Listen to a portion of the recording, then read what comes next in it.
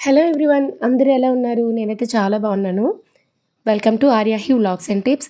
ఈరోజు మన ఛానల్లో ఒక టెంపుల్ గురించి మీకైతే చూపించబోతున్నాను. అరుణాచలం. ప్రతి ఒక్కరూ కూడా జీవితంలో ఒక్కసారైనా సరే వెళ్ళి ఆ శివయ్యని దర్శించుకోవాలని అనుకుంటారు కదా. మనం అనుకున్నప్పుడు కాదు, ఆయన అనుకున్నప్పుడు మాత్రమే మన అరుణాచలం వెళ్ళి ఆయన్ని దర్శించుకోవాలి అని చెప్తూ ఉంటారు. చాలామంది కూడా అరుణాచలం వెళ్ళి ఆ శివయ్యని దర్శించుకోవాలని అనుకుంటూ ఉంటారు. కానీ చాలామందికి కుదరదు కదా. ఇప్పుడు ఈ వీడియోలో నేను మీకు చూపిస్తున్న దేవాలయం చిన్న అరుణాచలం అని అంటారు. అలా ఎందుకు అంటారు అంటే, మనకి పెద్ద అరుణాచలంలో లాగే ఈ గర్భగుడి చుట్టూ కూడా అష్టదిక్పాలకులతో పాటు సూర్యలింగం, చంద్రలింగం అన్నీ కూడా ప్రతిష్ఠించారు. ఈ దేవాలయం నమూనా అంతటా కూడా అరుణాచలంలో ఎలా ఉంటుందో అలానే కృత్తికా దీపం అన్నీ కూడా ఏర్పాటు చేసే ఉంచారు. ఇంతటి ప్రాముఖ్యత ప్రసిద్ధిగాంచిన చిన్న అరుణాచలం ఎక్కడుందో చెప్పలేదు కదూ. ఇది భద్రాచలం నుంచి 20 కిలోమీటర్ల దూరంలో ద్వాదశ జ్యోతిర్లింగ క్షేత్రం ఈ చిన్న అరుణాచలం. నర్సాపురం అనే గ్రామంలో శ్రీ రమణ మహర్షి ఆశ్రమంలో ద్వాదశ జ్యోతిర్లింగ ఆశ్రమం అనేది ఉంది. ఇది చిన్న అరుణాచలంగా ప్రసిద్ధిగాంచింది. ఫస్ట్ మనకి ఎంట్రన్స్లో సుబ్రహ్మణ్యేశ్వర స్వామి యొక్క పెద్ద విగ్రహం అయితే ఉంటుంది. ఇలా మనం టెంపుల్లోకి ఎంటర్ అయిన తర్వాత ఫస్ట్ సంపత్ గణపతి ఉంటారు. ఆయన్ని దర్శించుకున్న తర్వాత మనకి ఫస్ట్ ఇంద్రలింగం దర్శనమిస్తుంది. మొత్తం గుడి చుట్టూరా కూడా లింగాలు అనేవి ప్రతిష్ఠించారు. గర్భగుడిలోకి వెళ్ళాలంటే ముందుగా ఈ లింగాలన్నింటిని కూడా దర్శించుకుని వెళ్ళాలి. మనం అరుణాచలంలో గిరి ప్రదక్షిణ చేస్తాం కదా, అదేవిధంగా గర్భగుడి చుట్టూ కూడా ఈ లింగాల చుట్టూ అన్నీ దర్శించుకుంటూ వెళ్తాము. తర్వాత మనకి అగ్నిలింగం దర్శనమిస్తుంది. ఇవన్నీ కూడా ఇక్కడ 1008 బ్రహ్మసూత్ర లింగాలు ప్రతిష్టాపన కొరకు ఇలా చేసి పెట్టారు. ఈ మే నెలలో అయితే వీటి ఓపెనింగ్ అయితే ఉంటుంది. ఆ తర్వాత యమలింగం దర్శనమిస్తుంది. తర్వాత నైరుతి లింగం దర్శనమిస్తుంది.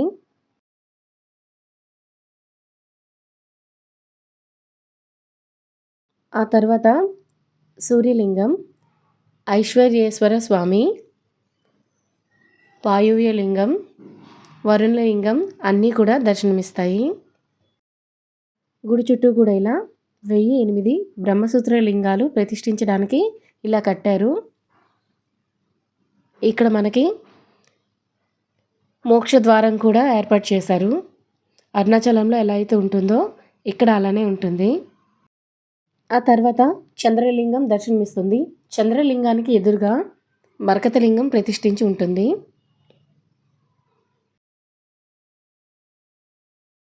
ఆ పక్కనే మనకి గణపతితో సహా సప్త మాతృకలు దర్శనమిస్తారండి. గణపతి పక్కన బ్రహ్మి, మహేశ్వరి, కౌమారి, వైష్ణవి, వారాహి, చాముండి, ఇంద్రాణి ఇలా సప్త మాతృకలు కూడా దర్శనమిస్తాయి. ఆ పక్కనే శ్రీపాదలింగం ఉండి చుట్టూ కూడా ఇలా అన్ని వైపులా శివలింగాలు అయితే ఉంటాయి.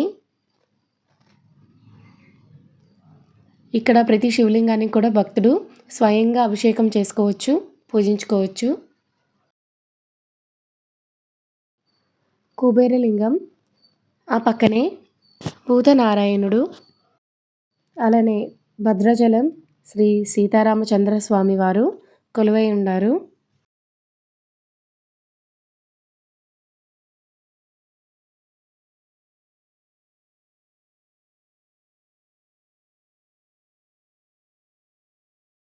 అలానే ఒక పక్కగా పంచముఖ అరుణాచలేశ్వరుడు ఉంటారు.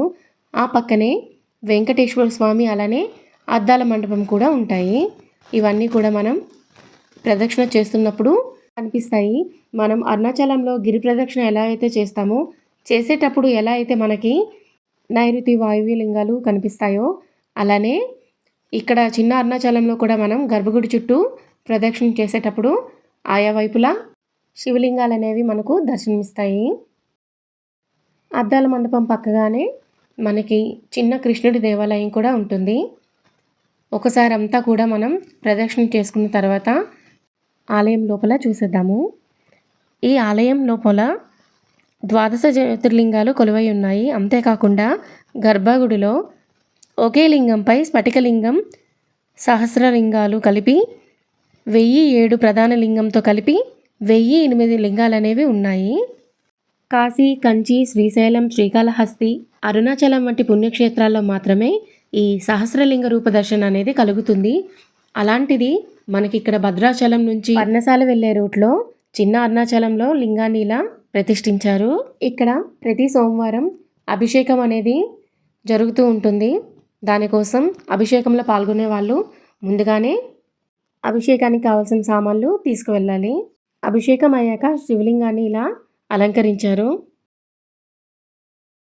గర్భగుడి ముందు ఉన్న మండపంలో పూజారి గారు కుంకుమ పూజ కూడా చేపిస్తారు. గర్భాలయంలో ప్రధాన లింగంతో కలిపి ఉన్న 1008 లింగాలు కాకుండా ప్రత్యేకమైన విశిష్టత ఈ గుడికైతే ఉంది. అదేంటంటే ఈ క్షేత్రం మొత్తం మీద 12 జ్యోతిర్లింగాలు కొలువై ఉన్నాయి.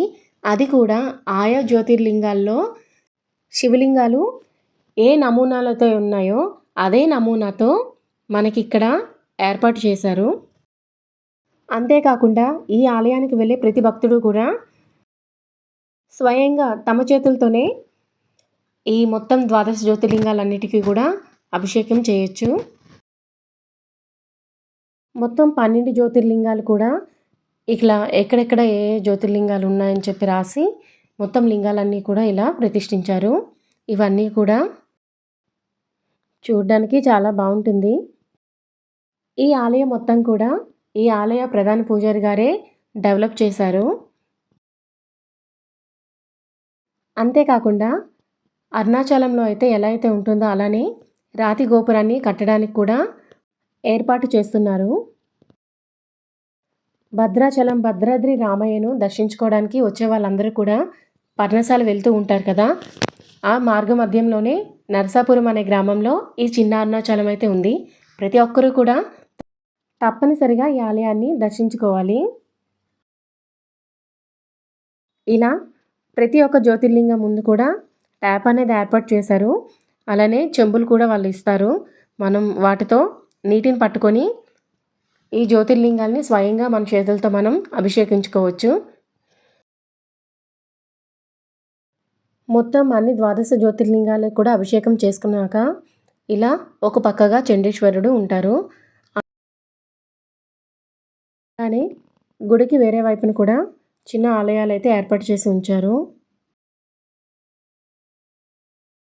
ఒకవైపుగా దక్షిణామూర్తి అలానే వల్లి దేవసేన సమేత శ్రీ సుబ్రహ్మణ్యేశ్వర స్వామి, కుమారస్వామి అందరినీ కూడా ప్రతిష్ఠించారు. ఆ పక్కనే మనకి నవగ్రహ మండపం కూడా ఉంటుంది.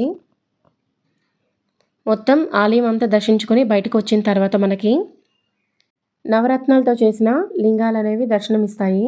మనకి సృష్టిలో నవగ్రహాలు ఉన్నాయి కదా, వాటికి ప్రతీకగా వీటిని ఏర్పాటు చేశారు. ప్రతి ఒక్కరూ కూడా తప్పకుండా దర్శించుకోవాల్సిన దేవాలయం అండి ఇది. ఈ ఆలయంలో కృతికా దీపం పెట్టడానికి అరుణాచలంలో లాగానే ఒక స్తంభం ఏర్పాటు చేశారు కదా, అలానే గండా దీపం ఆది శంకరాచార్యులు వారు, అయ్యప్ప స్వామి, సాయిబాబా, దత్తాత్రేయ స్వామి వారు కూడా ఉన్నారు. ఆ పక్కనే చిన్న యాగస్థలం అయితే ఉంది. ముందు మనం సంపతి వినాయకుడి నుంచి స్టార్ట్ చేశాం కదండి, అవన్నీ అలా దర్శించుకుంటూ వస్తే నైరుతి వాయువ్య లింగాలు, సూర్యచంద్ర లింగాలు అన్నీ దర్శనం అయిపోయిన తర్వాత ఈ గండా దీపం నుంచి అలా ముందరకు వెళ్తే మనకి 12 జ్యోతిర్లింగాలు అనేవి గర్భగుడి చుట్టూ ఉంటాయి.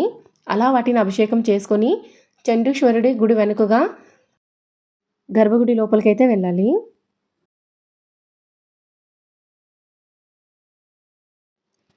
ఈ ఆలయం ముందర మనకి మలేషియాలో ఉన్నట్టు 21 అడుగుల సుబ్రహ్మణ్యేశ్వర స్వామి విగ్రహం అయితే ఉంటుంది. దర్శనం అంతా అయిపోయిన తర్వాత మనకి అన్నదానం కోసం టికెట్స్ అక్కడే ఇస్తారండి. ఇక్కడ నిత్యం కూడా అన్నదానం అనేది జరుగుతూ ఉంటుంది. పర్ణశాల వెళ్ళే భక్తులకి అందరికీ కూడా ఇక్కడ అన్నదానం ఏర్పాటు చేశారు. నిత్యం కూడా ఈ అన్నదానం జరుగుతూ ఉంటుంది. ఆలయానికి వచ్చే భక్తులు ఆకలితో వెళ్లకుండా ఉండడానికి ఈ అన్నదాన సత్రం ఏర్పాటు చేశారు. అలానే గోసేవ కూడా ఇక్కడ ఉంటుంది. శివరాత్రి రోజు కార్తీక మాసంలో విశేషంగా పూజలు అయితే నిర్వహిస్తారు. ఇదేనండి ఇవాల్టి వీడియో. మరొక చక్కని వీడియోతో మళ్ళీ కలుద్దాం. నా ఛానల్‌లో నేను పెట్టే మరిన్ని వీడియోస్ చూసేయడానికి ఛానల్ అయితే సబ్స్క్రైబ్ చేసేసుకోండి.